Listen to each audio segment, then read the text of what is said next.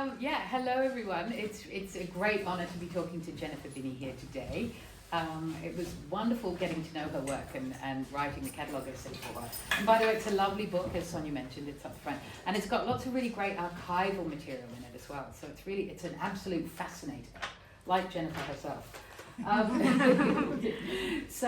thought we could start by, as Sonia said, this show has more than 40 years of work in it. So it really, covers the breadth of your thinking and your making, although it doesn't include films, which we'll also be talking about as well, which was also part of your practice. But I thought we could start at the beginning. How did you become an artist? How and why did you become an artist? I always love that question, like in terms of what makes someone do this crazy thing? Well, I'm just looking at beautiful Eden over there, my granddaughter. Hello, Eden. She's sitting there with her drawing things. Oh, lovely. She's already an artist. Yeah. And I think for me and Christine, who's also there, we had parents who encouraged us to paint and draw very, very early on. Our dad was a painter and a very brilliantly fluid painter. He followed Rudolf Steiner and he did watercolour painting in a very free way.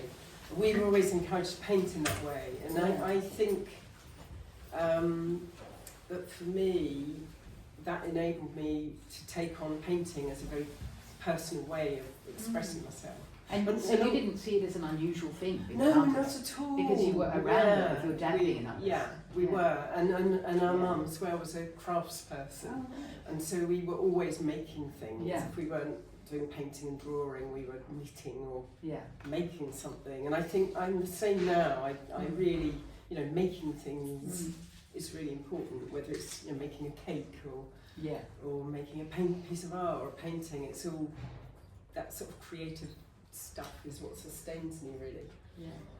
And so you went to art school, and some really interesting things happened at art school. So where was it that you went to art school? Well, the first part of art school was Eastbourne College of Art and Design, where I did in those days, 2-year foundation course.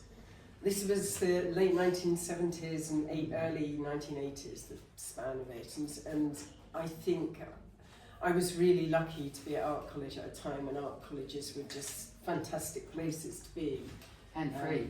And free. Well, you got grants, so it was amazing. And Eastbourne Art College, to do a 2-year foundation. So the first year was just exploring materials and techniques and doing a bit of photography, a bit of sculpture, a bit of weaving. I nearly got drawn into weaving. Really, really close thing. I loved weaving. And then the second year you decided if you were going to study a vocational thing like fashion or something straight away, or go on to do a degree. And I went on to do a degree at Portsmouth Polytechnic with Paula and Vicky. You went and seen her for years, both there with me. And it was a fine art course at Portsmouth, which was brilliant because it was almost like carrying on with a foundation course. You were able to explore materials and methods and move between departments for the whole time. Well, that was the theory, but they did really like you to stay in one department. And I started off in the painting department, which was a bit fuddy-duddy, and they really only wanted you to do abstract expressionism. It seems extraordinary, doesn't it? Yeah. In this day and age, that at that point, we talked about how it's taken you a long time to really feel that you can be who you want to be in terms of your art practice, because back then it was much more macho, women weren't so recognised, and you were encouraged in this very sort of non-figurative way. Yes. I mean, how did you push against that as a young woman? Well, how I pushed against it was I knew that really the new figurative movement, which was happening in London, was a thing. And because our friend Wilma was at St Martin's, although she was having problems with it being very macho there, when I saw her work I realised that there was a connection between the two of us. And it sort of gave me a lot of confidence. I thought, well, I'm going to do that, carry on doing the sort of art I want to do.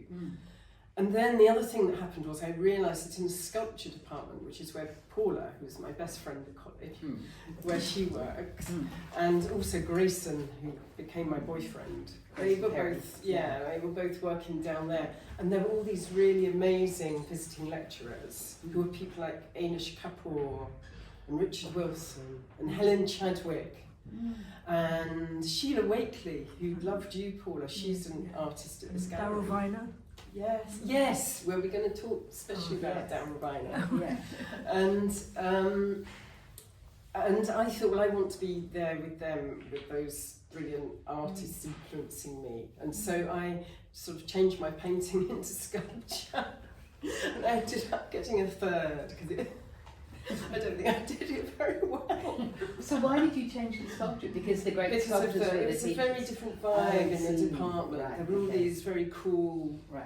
They were all young, just a bit older than us. Yeah. But they were all practising artists and really brilliant people. And they'd come to the college and do a slideshow about their work, and we'd all listen, and it was always really inspiring. But there wasn't anything like that in the painting department. Right. Okay. But when you said before that you really wanted to do, you had a clear idea of what you wanted to do. So what was that? What were your sort of focus? What was your focus? In my painting. Yeah, in your painting. Yeah. Well, I wanted to make art that was inside me. I wanted to make my art out of my own ideas and imagination, which is the way that me and Christine, I think, were sort so Christine's your sister. Christine's my sister. And with Wilma, who's formed the Neonatrix. Oh, right. Okay. Yes. So we'll talk about the Neonatrix in a bit. Because I think it's so important.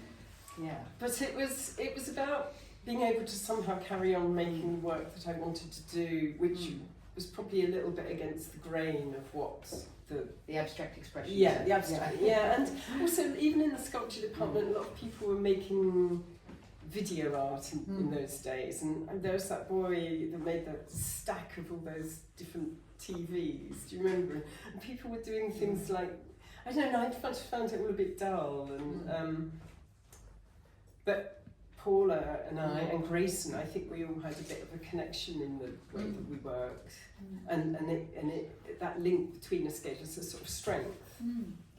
And who were the artists who were influencing you, who you were looking at and who were moving you, and you were thinking, I'd like to be as good as them? In those days, do you know, the one thing I've talked about quite a lot in the context of this show was we went to you might remember, we went to the Hayward Gallery to see the Sacred Circles exhibition that was all about Native American Indian art, and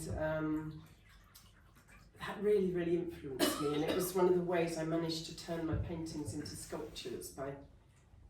There were all these lovely things in the exhibition that were beautifully painted animal skins that were stretched on frames made of branches, and I really loved them, and they really influenced my work, and I thought a way I could make my paintings more three-dimensional was to make these structures out of sticks and stretch the canvases on them, and so that's how I started making sculpture out of my paintings.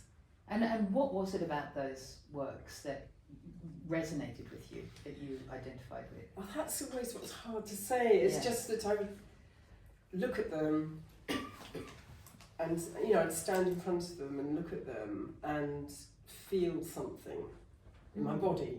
It's like a sort of sense of connection between those objects, and something about the people who made them, something of those people seem to be in the objects, and they seem to speak to me.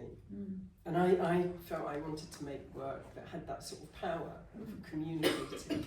I mean, it's interesting, isn't it? So in a way, it's not just art about art, it's art about bigger things as well, like spirituality or a connection with nature. Yes. Or a connection to things that are unsolved, really. Yeah. Like a sort of mystery, Yeah. maybe. Yeah. I think that's exactly it. I've never really made art. I mean, obviously I've been influenced by, countless exhibitions I've seen and art I've seen. And I remember you talking too, when I interviewed you, it was you were fascinated by cave art as well. Yeah. And that was something that you actually kept returning to and saying that, you know, that there was something about these images Those really ancient that we really animals. don't understand. We have no idea of accessing what their belief systems were, but the way they made marks and their relationship to nature was something that really profoundly resonated. Yes, definitely. I mean, that's where I'm coming from, really.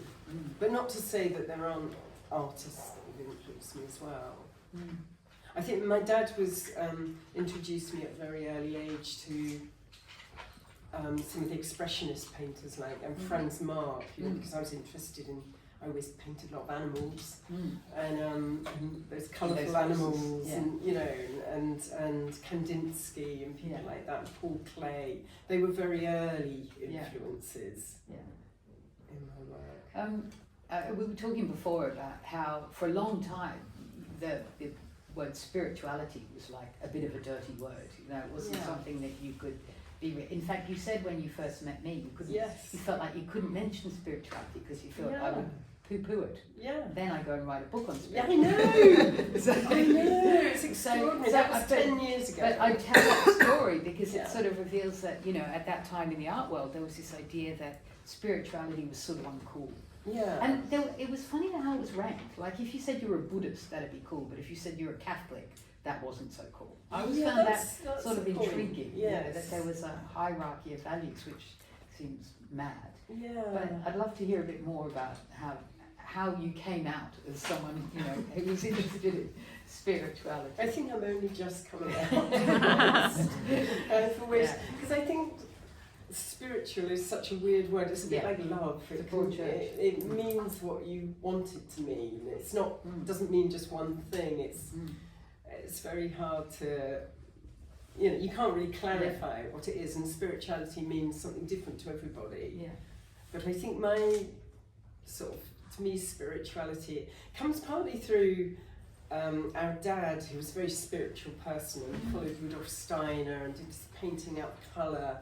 You know, where you let the colours all flow together on wet paper, and then you slightly guide them, and you never use black, so it all looks, whatever you do, it looks lovely. And he did things like that with us when we were very small, and that sort of was one influence. But I think for me, spirituality is to do with connection, and it's those feelings I've had when I looked at the Native American art, and I had that feeling very recently in that Magdalena Bakanovich. I don't know if you went to that exhibition. I went to it 3 or 4 times because those, I mean, they're nothing like my work. They're these huge hanging weavings, and they made me feel really peculiar. I'd go and look at them and I'd just feel like crying. And I couldn't tell you what it was. It was something in the power of them, and it was again that feeling that something of her and her fingers and how she made them, or something came out, and somehow I connected with them. And I know it wasn't like that for everyone, but that's just how I felt about it. And but it's also I'm not a religious person at all. I didn't follow any sort of religious thing, but for me, spirituality is to do with connection with life, with nature and animals, everything that lives, really, the plants and life and death. And dreams, have they been significant for you in terms of, do you ever paint your dreams? Not really, not really. It's more about a kind of animism, so like forests are very important to you, aren't they? I mean, where you live is surrounded by forests, and you walk every day in forests, and they recur again and again in your work. And you've made pictures of women like sort of like Daphne from mythology, a woman morphing into a tree. So what do the woods mean to you? Why have they been something that you've explored again? I think they mean everything, because they're life, aren't they?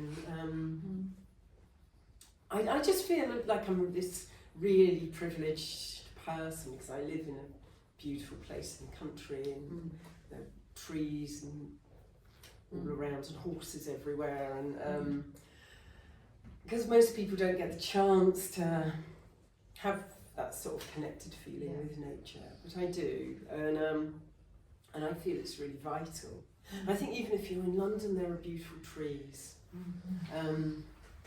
in the parks, and magnificent plane trees, and to me they look like living beings, like they've got almost a consciousness of some kind. Well, there's been so many interesting studies now, haven't they, about trees communicating with each other and the social life of trees. That there's some water. Sorry, I've got a cold, everyone. Don't come near me. And, I was hoping not to have a coughing fit. Sorry. But this will. Good idea. In terms of like the animals you use, are you painting specific animals who you're friends with, or they're animals who are symbolic of some greater power or an animal power? Probably a bit of both. But this one behind yeah. us, this is a dream painting. It's called Amy Dreams, and that is actually a painting of a dog. I had a rescued dog who I got when she was very old. She was about 12. I only got her because I felt sorry for this poor old battered old dog. And as when we first had her, she was fine, and then she started to get a bit aggressive, and she had scars all over her head. And I remember Magnus I remember you came into the room once, and you'd been to the pub, you were a bit drunk, and you had a baseball cap on. And the moment she saw you, she just ran to the corner and started shaking. She'd obviously been beaten up by a drunk man. It's not a lovely man. A drunk man in a baseball cap, and it had really affected her. But she used to, you know how dogs sleep and they run and they twitch and they... And she used to have these dreams, and I used that painting as of what I imagine her dreams might have been. Because it's got all her sadness in her bony old body. But then she's also chasing the wild animals, and she's got puppies, and all the smells, the cosmic smells that dogs have that we don't understand. And so it's kind of a portrait of her in a way. And the deer is a really recurring image in your work too. I love deer. What does the deer mean to you? I love deer because I still see them. I saw them the other day in the woods near where I live. And we've found a little wood we go to that's very quiet, and we take our dog there because she's very nervous. And it's really no people going there, which is why we go there. And I suddenly saw these 3 deer it's up a hill, on the top of the hill. 3 little shapes running. And of course the dog went madly after them, but she was never going to catch them. So deer, I think they're incredible. How do they manage to survive? Because there's the forest near us, it's not that big, is it? It's relatively beautiful, big forest, but it's not that big, and there's roads all around, and people and dogs and mountain bikes all over it now, because it's in the South Downs National Park and become very popular. And I think, where do the deer go in the daytime? Where do they get away from all the dogs? And then you catch a little glimpse, and it's like a little bit of magic, just whispering past you, and it's lovely, lovely feeling.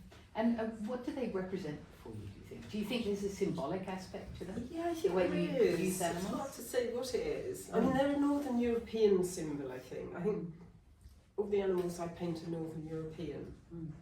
So they are sort of animals, I think, that are in me, you know, in my consciousness somehow. Dogs and wolves and foxes and horses and deer. They're most of the animals that I paint. And I think they do have a meaning, but I don't really know what it is. I mean, deer would be food, wouldn't it? And clothing for an ancient person. But it's not that really. I wouldn't want to particularly kill a deer. When you're in Sweden, you had discovered certain fairy tales or myths around animals. What were they again? I remember talking to you. Well, Andy has his house in Sweden, and it's a very beautiful, magical place. Lots of deer there. And we we went to one of these they've got these little museums where they've built the old houses in the old way. I went to this lovely museum in Stockholm, and there was a lady in sort of Swedish national clothes, and she'd lit a fire. It was very atmospheric. We went in, and she just started in English telling us this story about the Lady of the Forest. She's over there in that painting on the back wall, that white lady, and she's got a tail, and and she's like, again, you can't exactly pin down what she is, but she's something in the consciousness of Swedish people. She's like, I think the lady said, didn't she, that she was like a guardian of nature, but also she was a little bit spooky, and there was a story of a man who was sort of getting together with her or something, wasn't he? And I can't remember how it ended, but I don't think it was good. I think he wasn't supposed to see she had a tail. I think there's something like that. And then he saw her tail hanging out from under her. Her skirt, but her skirt was the black and white of birch bark, so it wasn't really a skirt, it was a tree trunk. And all these sort of images and descriptions are all mixed up in your mind, and you kind of have to make out of it what it means to you. So that was my lady of the forest. And you often depict women as well with tails, don't you? Or women who are morphing into an animal who might have a female body. Yeah, well, there's that one there which I did quite a while ago. I think I did that about 10 years ago, which is more animal than person. But I hadn't really thought about that in the context of the Lady of the Forest, actually, because she's more human than animal, isn't she? So I don't really know the answers to all these things. But I think it's really important to you often to allow not knowing the answer to things, isn't it? Yeah. I know we've talked about that in the past too when I was researching the essay, and you said that not knowing about things allows a real openness to possibilities. And is that something that sort of informed all of your work over the last 40 years? Yeah, I think it was very difficult when I was an art student. I didn't have the means to express that I wanted to not necessarily know where my ideas came from, because it was all about, you've got to pin this down and you've got to write an essay about it, and why is this and this and this, and it used to panic me a bit, and it made me feel I wasn't allowed to really do paintings that I'd just have an idea and paint them. I'd have to sort of analyse why I was painting them, and then when I did that, it ruined it somehow. The magic wasn't there.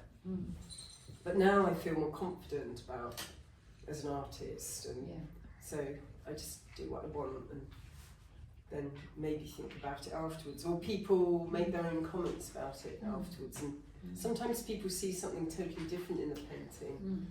I mean, that's the beauty of a painting, that it's an imprecise science, that it's not fixed in its meaning, and in this very abrasive, aggressive, opinionated world, that's actually a wonderful sense of space. I think that to me is really a big part of what it's all about, is sort of, and it's something I've only just realised in the last few years, that's sort of how the magic happens, is not really being that clear about what you're doing and why, and just letting it come out and doing it anyway, and then maybe thinking about it afterwards, or maybe it leads to something else. It's that fluidity and feeling free and confident enough to be able to do that. Now I'm 67. Yeah, absolutely. Now, of course, alongside your painting practice, you have been a member of the Neonatrists. Yes. So I'd love to hear more about that in terms of, so how did that come about? Well, the three main neonatrists are here. It's Wilma and Christine. Wilma and Christine were, Wilma was a painting student at St. Martin's, and Christine was a life model. And Christine, I'm telling that story, Christine became Wilma's life model, and Wilma ended up doing her paintings on Christine. That actually on her body. Yeah. And then I ended up painting Wilma. So it broke down the whole thing of the artist and the model, so that's an interesting thing. And it wouldn't happen now, because I don't think you hardly get life models in art colleges, but so that happened, and they did some amazing photographs and early performances. And then around the same time, I was in Portsmouth with Paula and Grayson, and Grayson had just come out as a tranny, which you're not meant to say, a transvestite. And we were just having a lot of fun dressing up, really, going to charity shops and buying old clothes and going out to dodgy nightclubs in Portsmouth and really getting beaten up. And it was all just a bit of a laugh. But I started to think, we had a party, Paul and Grace, didn't we? It was a kinky party or something, and we lived in this horrible seedy flat. And we had a party, and I thought, well, what am I going to wear? What am I going to wear? Grace is going to be, wearing a dress and looking weird and everything. How can I be better than that? And the only thing I could think of was to not wear anything. And so that was I think my first ever body paint. And so you painted yourself? Yes. They Probably painted call you? it, Yeah. I don't know. They were Right, just sort of Yeah. wax paints you could buy in they weren't like the lovely aqua colours Yeah. that Christine and Wilma were using. It was just some probably makeup, And but it was all, very soon we were doing performances together. And what did they involve, the performances, the early ones? The first one, we weren't even called the Neonatrists, we were called the Segments, because we had this huge... We found it in a skip on the way. Oh, did we? You hadn't even planned it. We found this huge orange parachute, and we put it all over us. And we went, what was that nightclub called? Was it Wedges? Yeah. Wedges, that's it. It was Wedges. Wedges. Oh, Wedges. we didn't know. We were getting paid. We were getting paid to do it. So Yeah. it was quite, we needed money. And we went in with this parachute and we said, yes, with the Segments. And I can't remember what we did, but all I remember is that Diana Dawes was in the audience and I peeled a banana and gave it to her and she ate it. That was the highlight. It was I think. Carver Veranda night. Oh, was it? Yeah, It was we got a something lot to do of with fruit. We got a lot Yeah. of old fruit from Berwick Street Market, and I think we were doing a bit of Carmen Miranda. Because that's why we thought the parachute would make us look like an orange. Yeah. We'd be three Yeah, segments yeah. of the orange. What was Diana Dawes doing there? I mean, that's just What were such we a- doing now? I think it was more what we were doing there. We were in a Yeah. bit of It's like an a art dinner context Yeah.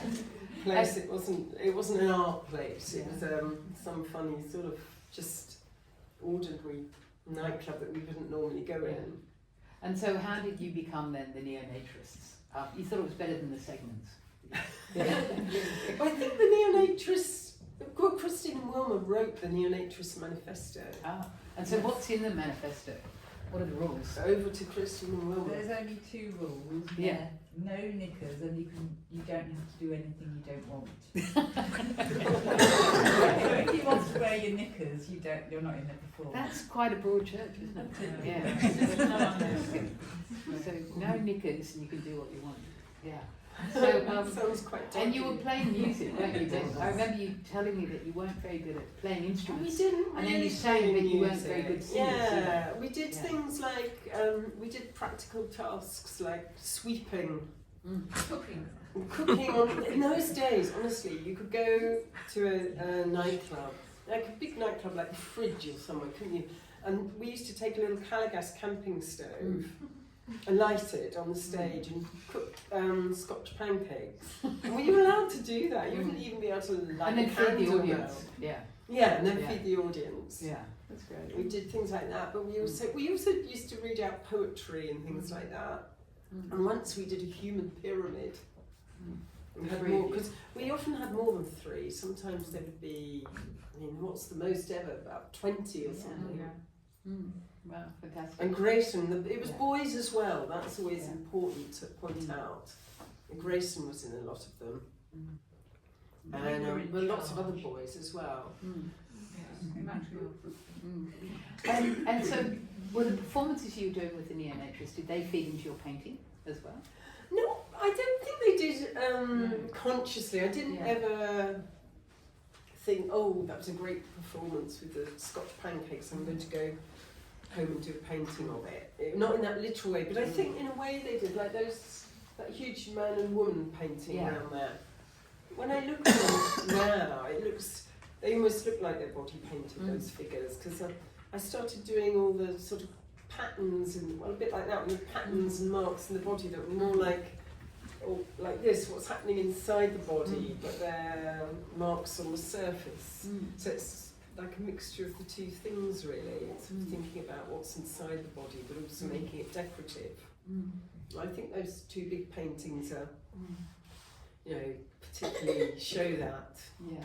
And you've got the one above the desk as well at the front, isn't it? The neonatus on Walking Beach. Oh yeah, well that's a more recent one. Right. And what that's about is more that, you know, particularly over the last 10 years, but longer than that really, there's been quite a lot of interest in the neonatress, you know, in the art world. And we did our show at Studio Voltaire, which is where I met you. Yeah. And then we were in Women in Revolt last year, and We Sisters, and these big women's art exhibition. It's been quite amazing. But a lot of being part of those shows has involved looking through the neonatress archive, which Christine has created, and me looking through my old photo albums and finding these old photos. And it's a bit weird. You look at these pictures of yourself that are 40 years old, and it is you, but it isn't you. It's a funny feeling. And then my husband was a neonatrist, Wolf, and he died 6 years ago. And so there are pictures of him, and they started to feel a bit like ghosts. And so those paintings, I've done quite a few paintings like that, are of all of us, but they're not. It's not a thing that actually happened. I've taken, it's like a collage of images that I think are iconic of each of us, and I've placed them in a totally different setting, which is a more kind of, you know, sort of downs, and I did some in the woods as well. And it's kind of making it almost into a dream, because that's how it feels when you look back, or to me it does, when I look back at those performances and think about them, it feels like a dream. It's so long ago. But the neonatress is still going. Yeah, so yeah, they are. and that's the one, and it's going to keep going until. I think so. Yeah, the plan is not to. Why would we ever stop? Yeah. Have you got any neonatress performances planned? I think if it happens, the next thing might be Andrew Logan's Alternative Miss World. Is it next year? Yeah, and the theme is Gaia. Gaia. Ah, I see. But there may be something before that. You surely have to wait for warmer weather as well. Well, last year we did a body painted lecture in the Tate Gallery in February. Oh, that must be It's in my mind because I get those things on Facebook this time last year. Yeah. And it was quite amazing. How have the performances changed over the years, do you think? I think for me one weird thing about it is that now we're all so different, Christine and Will and I. We're all got a lot of similarities, but also very different. And when something's looming, like, you know, the neonatress painted lecture in the Tate Gallery, usually two of us say, "Yeah, that's brilliant. Yeah, that'd be amazing. Oh yeah, we'll do this." And the other one's saying, "I don't think I'm going to do it." And we hardly ever all want to do the same thing at the same time. I think we feel, well, certainly I do that, we feel, you know, we've got these ageing bodies and we're women, you know, and there's the whole male gaze thing. It doesn't go away just because you're 67, it's still there. And you think, "Oh, you're looking at me," and you feel much more vulnerable. But then in a way it feels more important that you do it. Yeah, absolutely. It's kind of the whole point is to, you know, you're not doing it because you're a hot young chick. Yeah. I remember you saying that, you know, one of the things you loved about doing this was it was celebrating ordinary women and ordinary bodies doing extraordinary things. Yeah, well, did I say that? You did. It's like almost a very nice a summary. sort of little catchphrase. Exactly. You know, and I thought that was a really great idea. You know, I think that this the celebration. others probably won't agree with me. Because we nearly always argue about everything that's anything to do with the neonatrix. But I think that is, well, my description's really good. So looking at, you know, it must have been quite an amazing thing for you to put this exhibition together and This to one see, here, and to see 40 years of progression. I mean, how did that feel? Did you see? I mean, obviously there are similar concerns that, you know, weave in and out like a thread through a lot of the work, but how do you think the work changed over the years, or your concerns shifted? Well, I think it's weird because I think I've come a bit full circle with it in some ways, and I think all the work, because they chose the work, the gallery chose the work, I didn't really, and everything they've chosen has probably got the common thread. But I think there are other paintings I've done that aren't like this, that aren't so much to do with trees and bodies and animals. And what? But this is mainly very old and very new. But then there are ones like this one and this one that are medium. So I don't know. Yeah, it's funny the way it all connects. But it's funny. It's kind of the same but different, because there's definitely a thread that's gone through the whole time, you know, for the last 40 years. How would you sum up that thread? I think the thread is to do with everything we've been talking about, to do with spirituality and nature and animals and growing living things, and things that are unexplainable and things that you feel rather than you analyse. And the other thing, well, to me, it's things that make life interesting. Yeah. Yeah, absolutely. Yeah. So when you're back in the studio, because obviously it's been hard to paint while this has been on, because it's, you know, it's a distraction having a major show too. Yeah. What will be next in the studio, do you think? What will you be working on? That's, I was thinking about that, because one of the things you put under the headings you were going to ask me about was process. And I was thinking about it's quite a good question for now, because I haven't done very much painting for about 6 months now, because I have been distracted by this. And but what normally happens is I'm quite glad I've got about 4 or 5 paintings I've started and haven't finished, and that's always a good starting point when you're starting up after a break of painting. Is always difficult, and I have to always think, well, I know the first few paintings I do are going to be crappy and I'll probably throw them away, and it will take me a while to get into my rhythm again. So there's that, and then because I don't know what I'm going to do next, but the way I find out is by working in my sketchbook every day. That's how that's what gets me going, and writing things and drawing and painting and images that attract me, putting them in my book, and usually once I start doing it, it just it's like it's a bit of an effort to get it going, and then it's very easy once. Yeah, absolutely. I find that with writing as Do well. you? Yeah. Do you write a lot in terms of? A little bit, not a lot, but I do write a bit. Yeah. And is it writing? What would you write? I followed this thing about 20 years ago. I felt a bit stuck with my art and with everything, and I followed this thing, The Artist's Way. Oh yes. If anyone's ever done that, and where you have to do this stream of consciousness writing every morning. Yeah. And you just write 3 pages, and I found it a great thing to do in the middle of the night if I couldn't sleep, and I'd always sleep once I've done it. And I realised that that's because it's getting out of your head, or when things are spinning around in your head, it's getting it into the world, and then you can let it go. And I did that for quite a number of years, and then I think through doing that it really freed up the way I write, and so I find it quite easy now to write, and it just comes out.